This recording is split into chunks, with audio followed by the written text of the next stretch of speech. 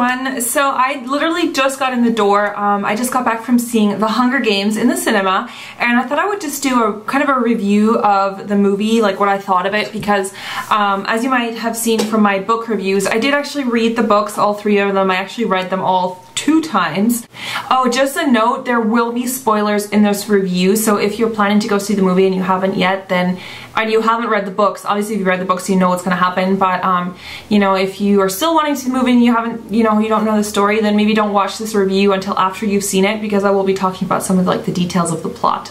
I thought it was a good adaptation of the book in general. Like overall, I did like the movie. Some of the places that were shown in the movie to me were so well done. Like it was as if they had taken a snapshot out of my own mind, like how I had envisioned it from the books. I had really envisioned District 12 in a very specific way, and when I saw it come to life in the movie, it was very realistic as to how I had envisioned it. So I thought that was really cool. Also the scenes in The Hob I thought were quite neat because it was exactly like how I'd imagined it.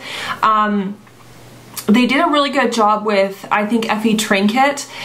She was perfect in the role, like her kind of haughtiness and her, you know, she's kind of this capital snob and she just cares about her own image and she doesn't really care too much about, you know, what is actually going on in the Hunger Games where they're actually like kids are dying, you know, she's kind of brushes that off. I thought her whole character came across really well in the movie. Obviously if you read the books, then there's going to be a lot of things that aren't gonna go into as much depth in the movie.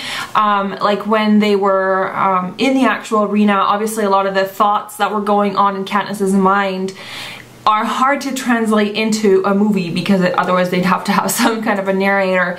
But I thought in some ways that they did bring it across well. Like, for example, when Katniss thinks that Peeta betrays her when he joins the, what are they called, like the elite group, like the career tributes, when he joins the group and she sees him with them and she kind of feels like majorly betrayed.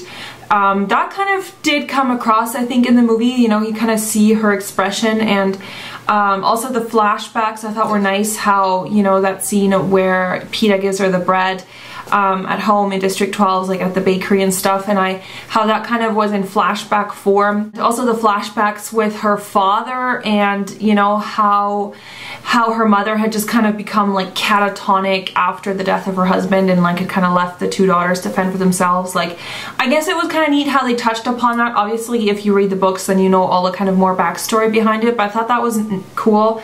The actual arena, I thought they did that very well because again it was exactly how I imagined it, like this big lush forest and the river, and you know, where she finds Peeta. Oh, that scene was really cool when she finds Peeta, because I was imagining how they were going to do that in the movie, like, you know, when Peeta camouflages himself after he's been injured and Katniss finds him at the river, and I was like, how are they going to do that? And when they showed that scene I was like, oh my god, this is so perfect.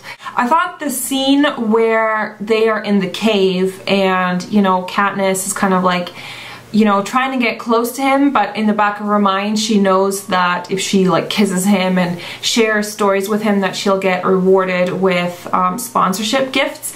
And I thought that scene in the cave, I guess unless you for someone who hadn't read the books, I don't know if they actually picked up on that Katniss was just kind of, you know, sort of playing at it, you know. I mean, yes, in the end she does kind of develop feelings for Peeta like in the books, but definitely in that cave she knows that she has to do certain things to get more gifts from the sponsors. So I don't know, like the cave scene, for me that was like one of the nicest parts of the book, and I don't know if that really came across that well in the movie. And then of course at the very end when you know, when they win and all that, and they, you know, they are taken back to the capital, I thought that whole like ending in the movie was really rushed. Like it just was like, okay, like the helicopter took them away, took them out of the arena, and then suddenly they were back and like she was talking to Haymitch, and I don't know, it just seemed really rushed. And also the key thing is in the first book, what happens is that on the train journey, I think it's the train journey home, or when they're just about to get out of the train and like greet the people, she tells Peeta that, well, she was just kind of acting all her feelings like in the cave, like that was all kind of her show, because Haymitch had kind of told her that, you know, if she was going to play this lovebird role, that they would get rewarded for it with treats like the sponsorship gifts.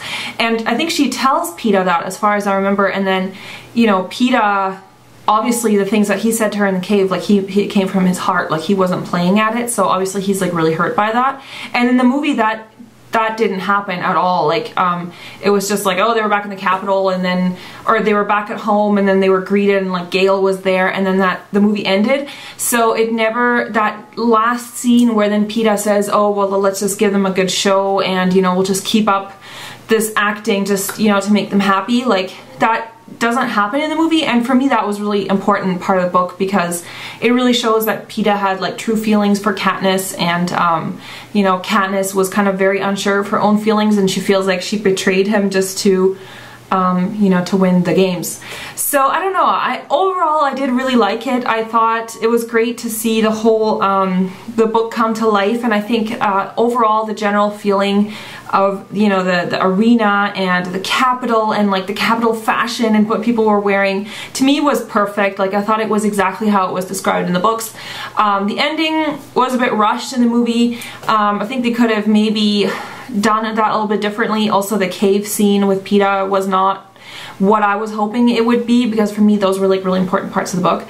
But yeah, I did enjoy it, and I did go to see it with someone else who hadn't read the books, and he liked it as well. So, you know, I think you don't necessarily have to, you know, read the books to enjoy the movie, but I think the books are worth it to read. Okay, so that's it for my Hunger Games book review. I would really love to know what you guys thought of the movie if you went to go see it. For those of you who've read the books, what did you think of the adaptation? Like, did you think they did a really good job with it, or what do you think they could have improved on? You can leave your comments below. I would love to see what you thought. And thanks for watching, guys, and I'll see you next time. Bye!